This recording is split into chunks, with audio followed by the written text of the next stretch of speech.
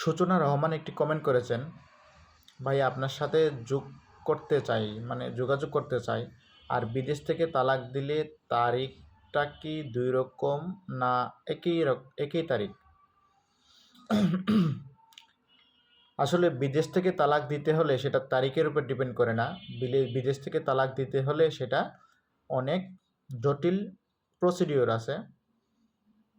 সেটা হচ্ছে, আপনি যদি বিদেশ থেকে তালাক দিতে চান তাহলে অবশ্যই আপনাকে দেশের যে কোনো একজনকে, আপনার আত্মীয় স্বজন, ভাই, বন্ধু থাকতে পারে, তাকে পাওয়ার অফ অ্যাটর্নি দিতে হবে ডিভোর্স দেওয়ার ক্ষমতা দিয়ে।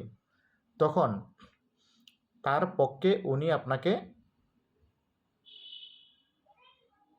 সাহায্য করবে ডিভোর্স দিতে।